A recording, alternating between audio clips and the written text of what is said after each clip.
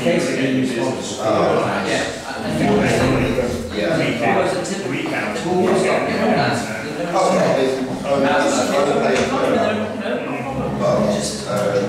I've already got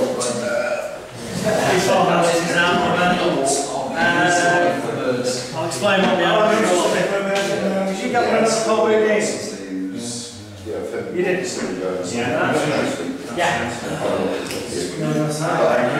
I'll explain in a moment. Is this the one you're offering the sales rotor on the insurance? Well, the 7 products. Yeah. Right.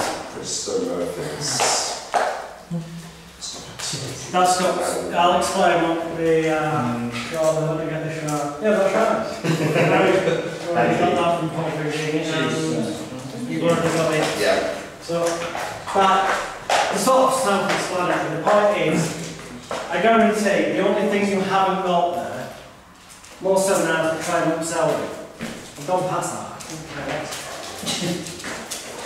The only thing in terms of stage hypnosis that you would be advised to buy, and as I've already said, I've only got 3 of them, and I haven't got them with me, so I can't even take money off you.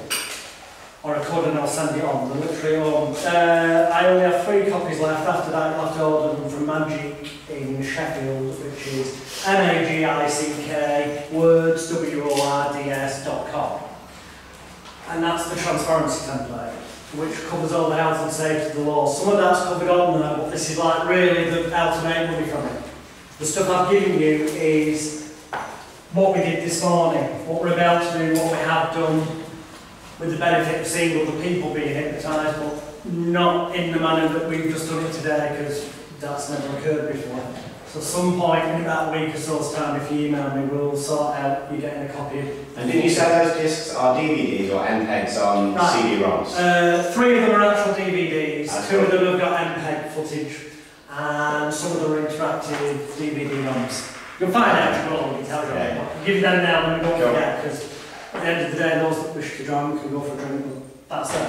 Okay, we've got, there's the pen. Yeah, that's the pen we're doing. We've got words on board that everyone came out with, based on what they felt was their experience, perception, belief, understanding, in this context, in this environment. And we're using loads of words, not to be vague, but hopefully to be very descriptive actually. So you can see how it does tie in with what we said this morning. Here is, I'm going to tell you a couple of stories. And it's not a case of trying to tell you some made up story that's for metaphor reason like we teach you in NLP. Or you may find it has that positive benefit for you. It's based on my own experience and that of people I've taught, in terms of hopefully solidifying and making a penny drop. Because I know some of us have spoken during the break, the penny has dropped dramatically for a lot of you. I think it's fair to say, you've been coming out in the comments that I was about to use to draw this together. So when I do, I'm saying, I was going to be saying, well done, you've got there, which is good, because that means it's making sense. Ultimately, even when the penny dropped for me, what I said earlier in the day about going seeing Delavar and getting some help and all that, I still, for a long time, had this, it can't be that easy thing in my head. And this is the very dangerous element, I think, of stage hypnosis, and I think it's probably the biggest problem with street hypnosis. Is that unless you actually get to a point where you choose to accept and realise it is that easy and therefore it isn't actually that special what you're doing, you can fall into the trap of thinking you've suddenly developed some superhuman power. It's like the people out there, and it's like, and it can make you feel really good as the hypnotist. Believe me, the majority of hypnotists I wouldn't piss on. I'm glad to say that there are a number I count as friends, we'll socialise, we've talked with certain people, remain nameless, who just apparently know the hypnotists on this planet's any good. and yet lots of them are doing better than the person who's saying that. You know, ego gets in the way. And I think that's because, not necessarily what success you may have had and then lost, but more to do with the feeling. And the irony of it is, you know, a certain hypnotist wrote in his book, and I am going to mention names, not from a nasty point of view, purely and simply because I believe it is a book worth reading. And I would advise you to go online to newtonhypnosis.com and part with less than 20 quid is to the PDF version and get the book All in the Mind by Andrew Newton. I would advise you to get it and read it. But bear in mind when you read it, 90% of it is crap. In my opinion. Well, no, probably 75%. Of the 25% that is the reason I'm recommending you get it, there is a section on chemical changes in the brain that take place when you hypnotise people or create any form of attention change in someone as a human being. Now, I do talk about that on the transparency template, but those who've got the transparency template will also know that I recommend to buy Andrew Newton's book, All in the Mind. Because that section is worth the book alone. Okay?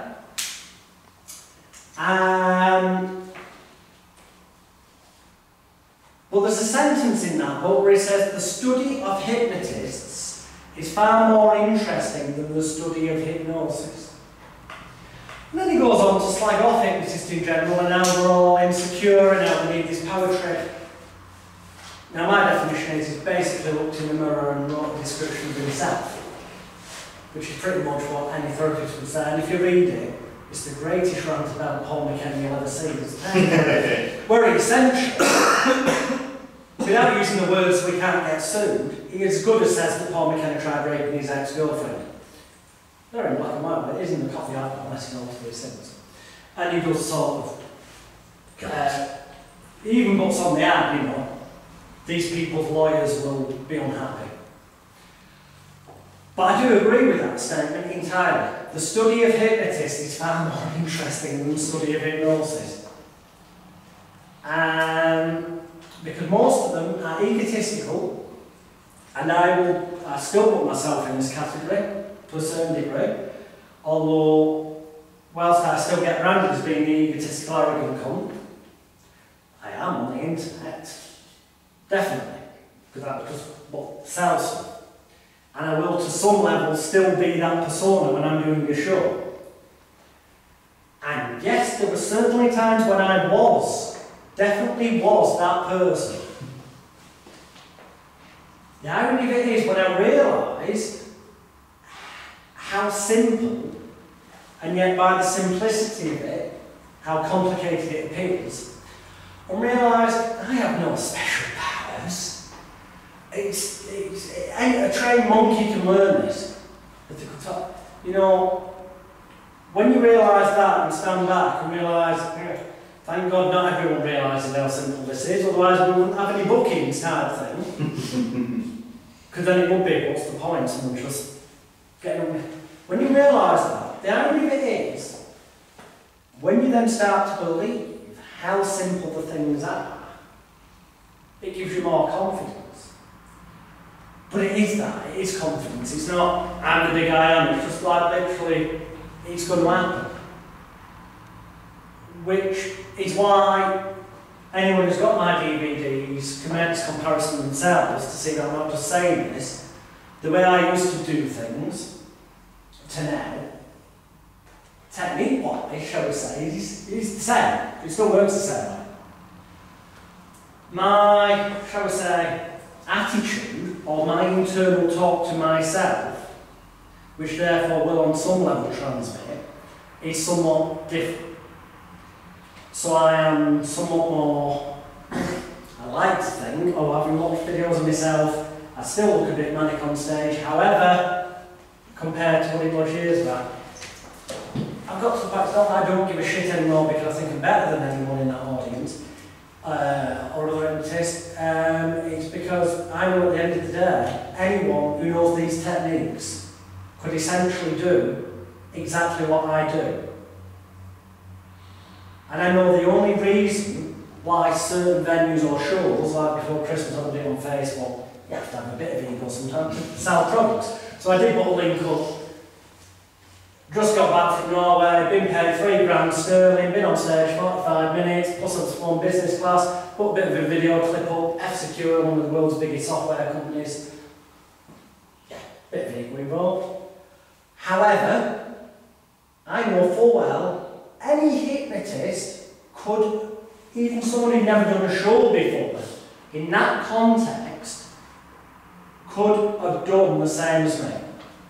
Because the more you get paid, the more you're perceived as being good at what you do. And the more they perceive you as being good at what you do, it starts that whole loop off that we talked about this morning. I'm not saying you couldn't do it. I'm not saying that people like Andrew Newton or Paul McKenna or what have you, but couldn't do it. I'm not saying that. But I strongly suspect and would bet money they would find it a lot harder to somebody walk into, certainly Paul McKenna, to walk into a working men's club where there's been a poster up for a week and people are having a drink and the entertainment, yeah, they're expecting it, but it's not the same as having paid to go to a theatre. Because that wouldn't tie in with, it wouldn't be congruent, let's call it in an LP, because why the hell have we got Mr. TV star Paul McKenna in this club? He must be coming down in the world. Or they could make up any manner of things around. By the same token, there'd be a percentage where it's amazing, the club saved on money and actually booked a decent act for a change. But it would change the dynamic. So when you realise that at the end of the day, and this is going back to what I said this morning, they all piss and shits. There's nothing particularly special. The only thing that splits me from Barry or from Paul McKenna, well, bank balance there, but other than that, or from Snoopot, or from, you know, is the way you choose to present it on stage, to make yourself a unique selling proposition, to make yourself the person that people want to book, so that you get past being a hypnotist or a therapist, and you become the person where people are going away and going, they're not necessarily saying, oh, I've seen a good hypnotherapist, they're going, you really need to go and see this guy, he can help you change your life, his name is. Or they're coming seeing the show and walking away and going, bloody hell, I had a right good night when I saw this show. So that people then end up asking, what does he do?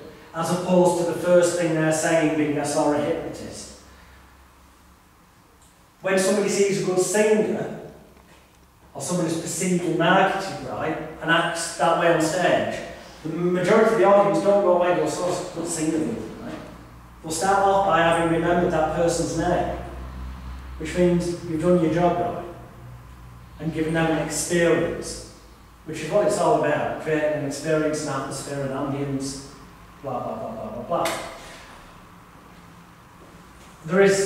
I'm going somewhere with this, don't worry. I know I'm not aware of the fact we've only got sort of an hour and a half. And I promise you, each and every one of you, when you leave here in an hour and a half, if you choose to, you will be able to hypnotise people. I categorically say to you now that you already can. Even if you've not already, even if you've never done it before in the past. You can, so long as you believe you can. Or at the very least, so long as you can act the part of somebody who believes they can. Look at the first few shows I did, the first few therapy sessions, I thought, this isn't going to fucking work. I'll get caught out. Why should it work? You know? And yet it did. And I'll be honest with you, for a time, the more it was working, the more I started thinking, why is it working? Yeah? Until the penny dropped that it's, forget the word hypnosis, forget trance, forget all that. It is about cooperation, creating an environment where the person wants to do something. So in therapy it's achieving X, Y, Z. You become their external focal point, their place that can offload the baggage. Stage, you've given them the excuse to be the centre of attention. All those points have to be in place so that you can quite literally do things that appear really, really strange. Would you mind just taking the centre seat? Centre seat would be good. Could you take a left-hand seat? That would be your left, okay. Can you take the right-hand seat, your right-hand side? That's fantastic. Only, it doesn't matter. Oh, it's asking a question. Of course you can, Mary. Come on. Therapists Yes. would say, I imagine that most therapists would be asking the question, okay, we know that this hypnosis works and it, but they can't quite get their head around the stage stuff. Because they can't imagine their clients doing deaf stuff. And they can, because there's vast differences really in the dynamics and the I don't think there is. You know? Okay. I think the only difference between stage and therapy is that you're insured to one person rather than to others. Right. And I honestly believe that the only reason a lot of therapists feel that way is because of the way they've been brainwashed and they've joined their boys club or their hypnotherapy association where it says stage hypnosis is bad and all this, that and the other. So they've come to believe it must be something different. Okay. So they're tricking themselves, they're brainwashing themselves into that way. I don't think there's any difference. It's about getting them compliant, getting them to close their eyes, keep their eyes closed. It's about making them, you fitting the model of what they perceive you're supposed to be. The other thing though is, we've all had feedback about people's different experience. I find that the first gag or two are the most important. Routines. I find that. Yeah, the routines. Yeah. We'll come to that shortly. But yes, I agree. So when you talked about setting a gag up, but having an out and no fail situation, that's very useful information. Yeah, well, we're going to get to that very shortly. But yeah, you definitely true. I mean, in therapy, you convince her, which we'll go back to after like looking the hands together or whatever, bleeds them down the garden path that they can believe what you're going to do is going to help so the placebo effect kicks in. Stage, yes, your first 2 or 3 routines have got to work as far as they're concerned in the audience. Doesn't matter about you and what, you know, the best thing you've ever seen it occur. It's got to them look funny. Because then the audience will laugh and they feel good because that's applauses for them and helps the ego and stuff. And they'll feel they're doing it right. I know it sounds daft, but there'll be an element of, am I doing this right as well? With the complaints. And also, just in relation to that, do you think that people can be too hypnotised or too deep to be able to be useful on stage? Yeah, which is their escape. So-called sleepers, people who apparently won't do the routine when you say refer to the outfit. Oddly enough, if you go up to them and go, look, in a few months' time, we're going to tap you on the shoulder, count to 5, and we're going to send you back to the audience. In this environment, you're obviously so wonderfully responsive that you're not going to be able to take part. The irony of it is that I then find on the count of 5, they will open their eyes because they've now got the excuse to leave the stage without looking daft, because they look good, because they're that bloody responsive. But they've done that because they know that that makes them look good, but they've got the excuse not to do the routine to make a dick of themselves. So do you think then it's a form of resistance? Yes. Right. Yeah. Okay. Yeah. So you don't believe in, because obviously there are lots of different theories, that there are levels of hypnosis. There's 2 levels. There's level number 1, non-compliant. There's level number 2, compliant.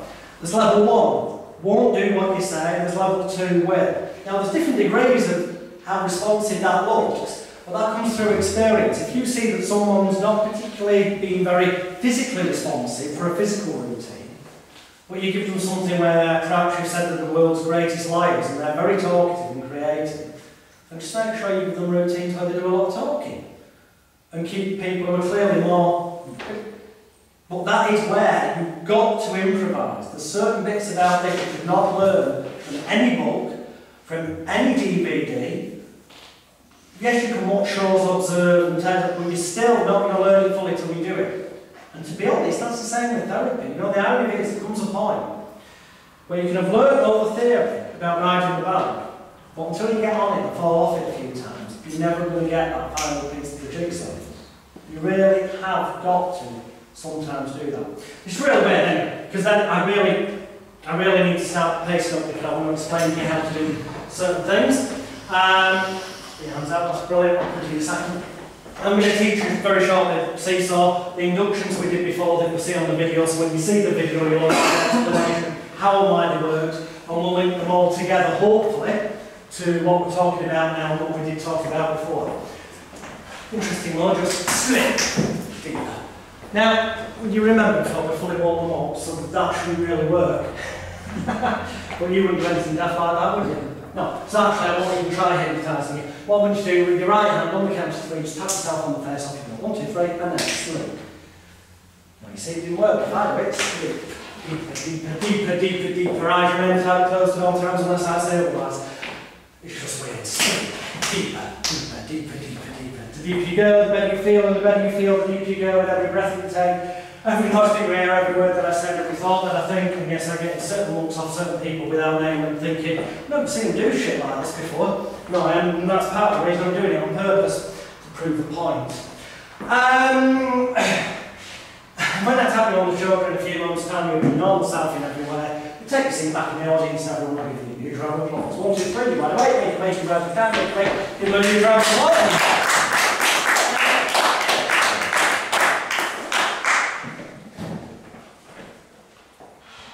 How many times do I need to tell you that I'm just manipulating you psychologically and that at any point you can stop doing it before you do it?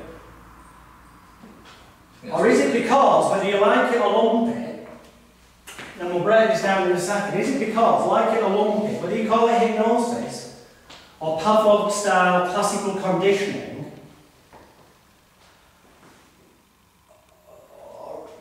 human manipulative psychology based on all the elements, that like it or lump it, whilst you're in this room, you are going to react the way I tell you. I couldn't stop then because I was sitting there in class and thinking, what's he going to do? I wonder what he's going to do.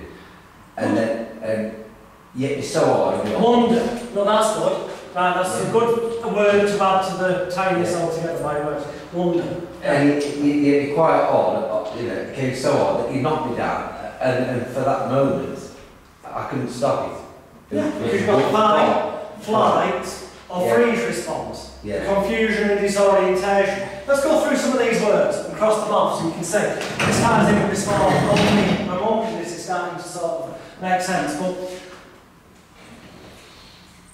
obviously in a show environment, once you've got done an induction, you say, look, whenever I say sleep, you close your eyes, you enter this state. Whenever I say wide awake, you'll be wide awake and you'll do whatever routine. Your job's essentially done. Okay. In this environment for learning, I've been doing things different ways, but it becomes more hard and difficult in this situation. So what became more important is that, but this is important on stage as well, is that there was something that was a shock or unexpected. Because I knew that once I've done one thing on you, you're going to be expecting that. Now, whilst I want you to have a belief and expectation at the beginning of a show or a therapy session about what I'm going to do and how it fits in, once that's worked and it's fulfilled that expectation, I don't want you to have an opportunity to overanalyse and second guess what's occurring. So I would do something totally pointless, like just hold that hand for me, fantastic, and go off and do something over here. Because I know the person's going to think, what the fuck's he doing? Or they're going to try and run through the head and relate it to something, oh, he might be using that like a microphone in there, so he'd see me do in the past. I know, so he's now engaging his mind around that idea. Or I may have come to someone and said, look at your hand, and left them there on purpose for a while. Or I may have come to someone else and said, staring at the light, keep staring at that light at all times. The point is, I've got them doing something that's a bit, well, what's the point? Why? Sorry, you can't like Cameron. The point being, I've got them to do something that they can't have predicted. So they've got to start thinking, why? They've got to wonder what's going on.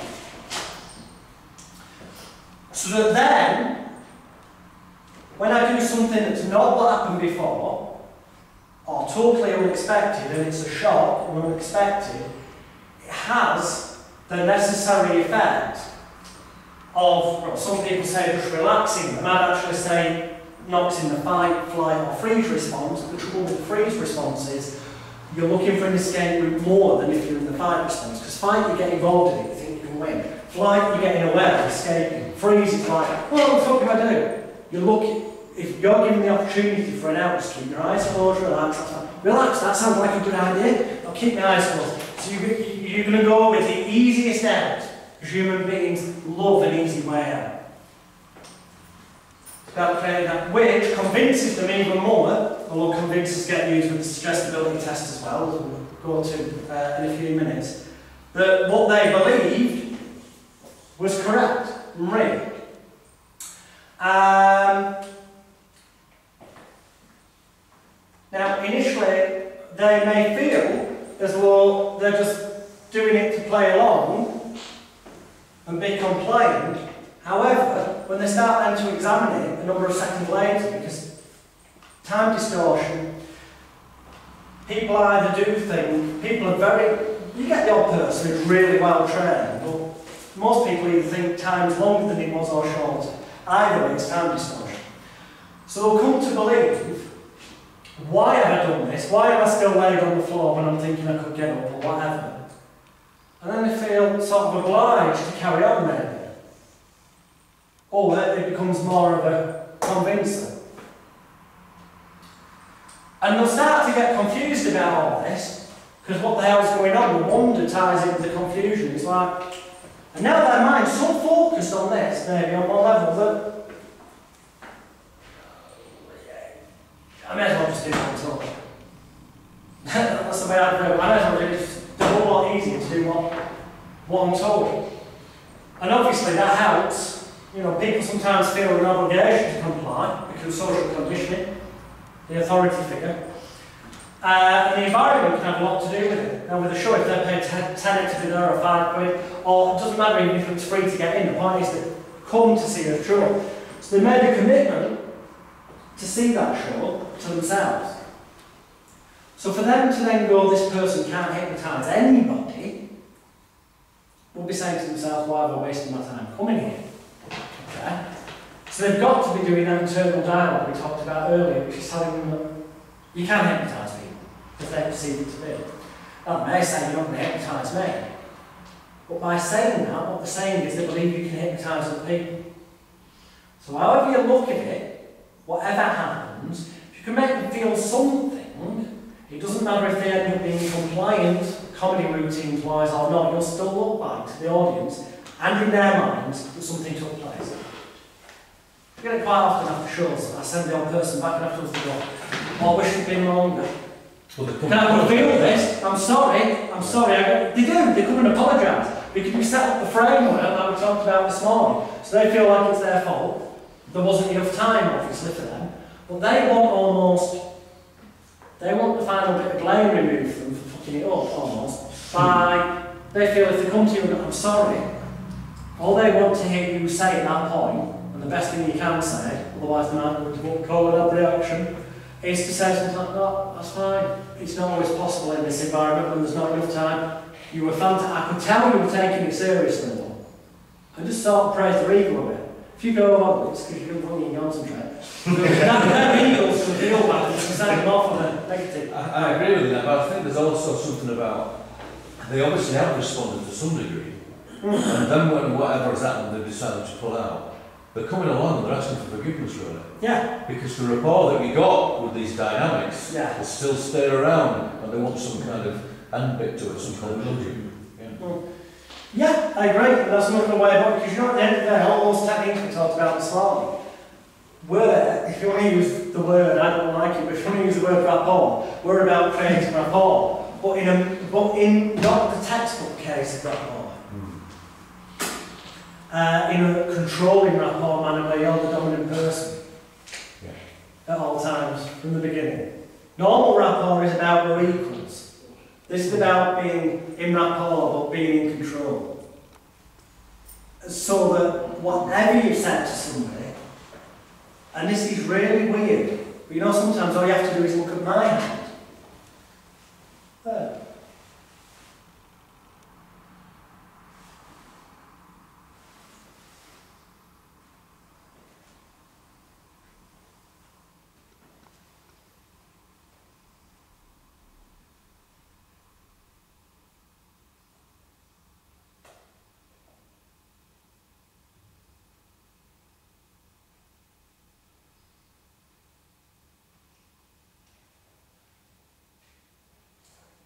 Deep round there. Oh, slow, right, okay. That's not what I was looking for, but deeper. I was actually going to go for catalepsy. Fuck it, it doesn't matter. Drifting down, sinking down. See, it's about improvisation. I was actually going for just a fixation of attention. 1, 2, 3, wide awake. Okay, I was going to catalepsy. Point is, if you can distract somebody consciously on one level, we've all done it at some point in a bar, I'm sure. Right, imagine that. But you've got your pen, and you might have like reached out to the table for it to pick it up because you stood saying it.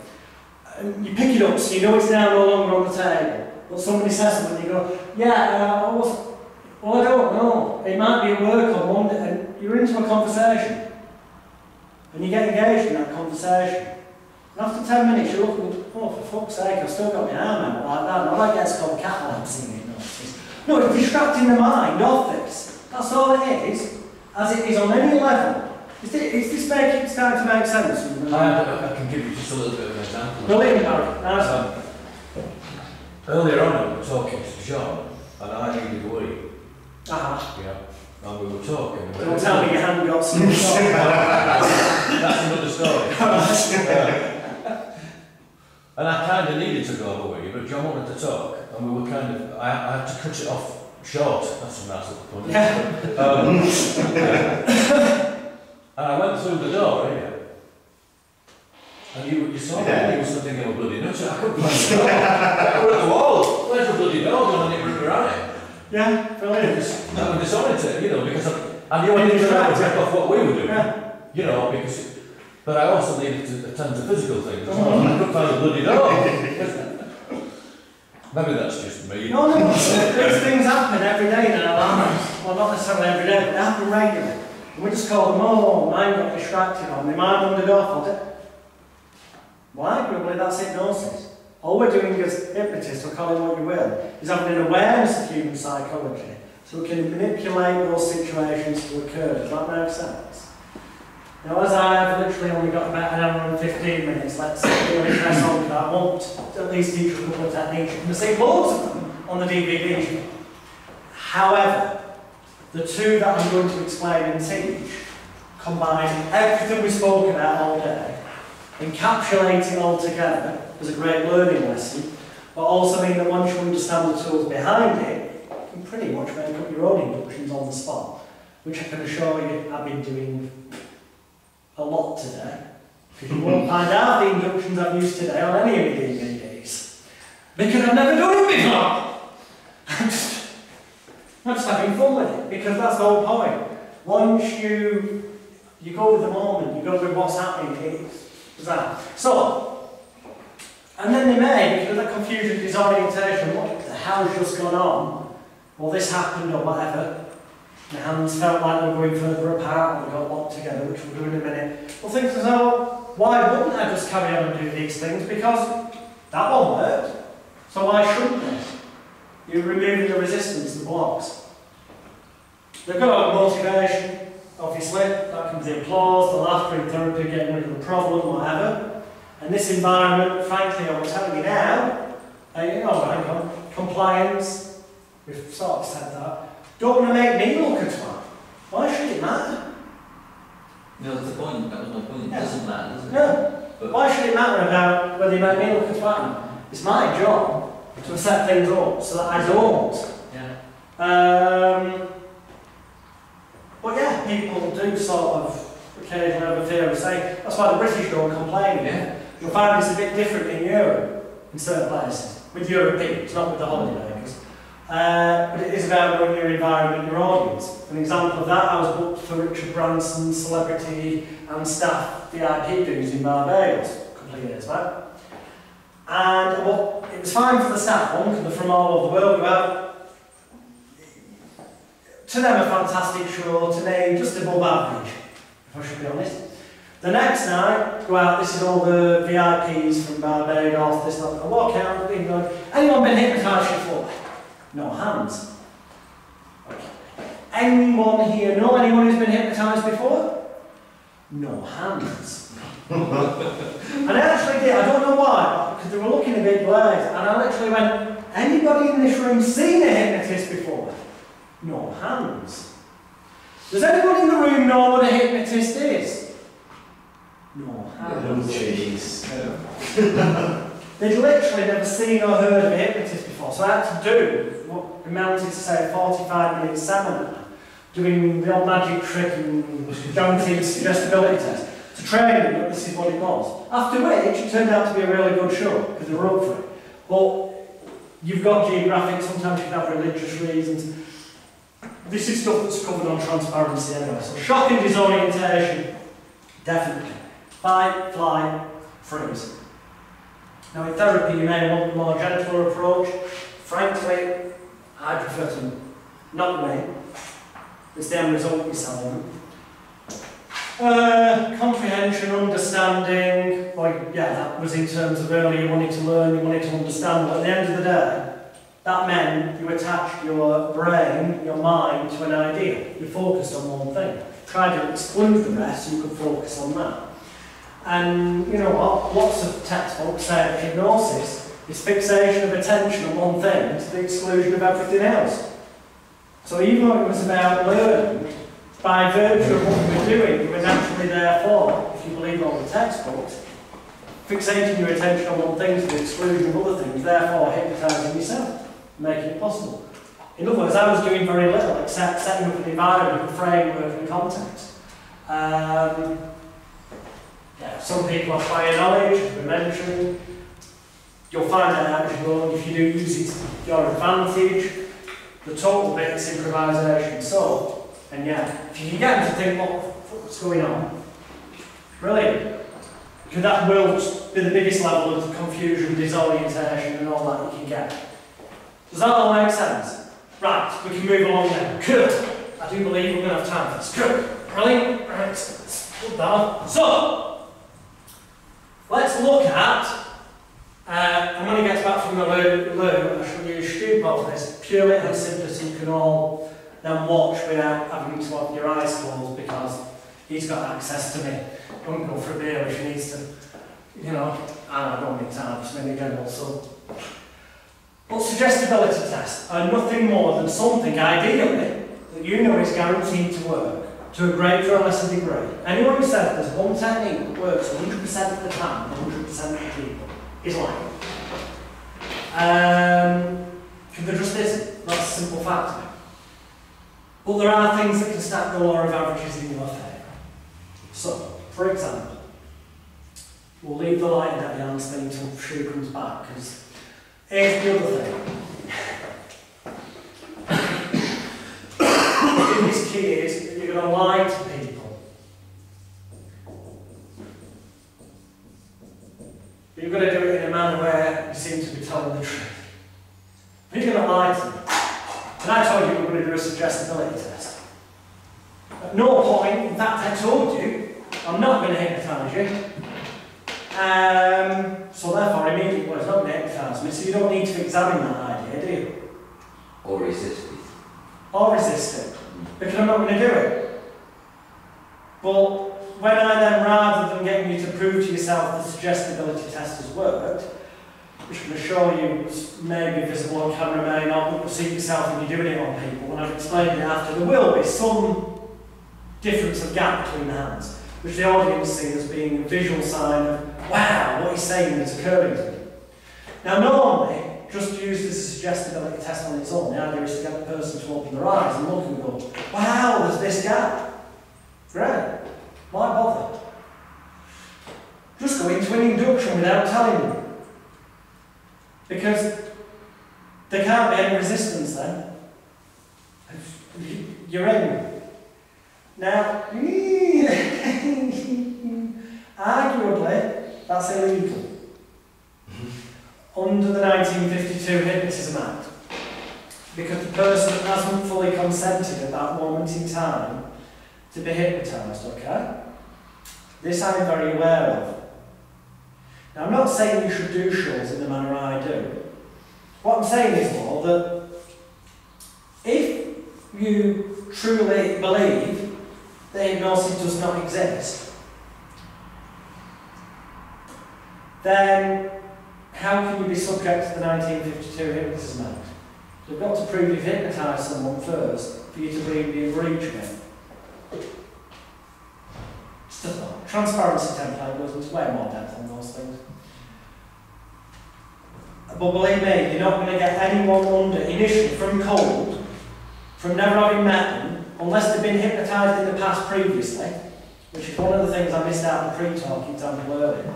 Ask them, has anyone here ever been hypnotised before? If they say yes, go, are you prepared to volunteer tonight? If they say yes, you've got yes set part 2, and you go, oh, so the person who hypnotised you previously, was it a professional hypnotist like myself? Now they can either answer that as no or yes. If they say no, what they're immediately doing is saying that you're more professional than the person, which means they're attaching more belief to you. Or they can say yes, they were, in which case they're saying that you're as good as that person. Either way is a win-win in the psychological mindset. So number 4 is you go, right, so you know when you hypnotise, your eyes closed, you have your head falls forward onto your chest and you enter that lovely relaxing state. You're giving them a reminder, but you're saying it in a manner where you're crediting them with intelligence, so you've got all the ego stuff, and then they'll go, yeah. And then you go, well, do I have your permission to use a really fast form of hypnosis to help you go back to that fantastic state tonight? You may as well be saying, will you close your eyes and play along? Because at that moment, if they say yes, you can just go asleep. You go. Because you have essentially asked them every step of the way, reminding them what to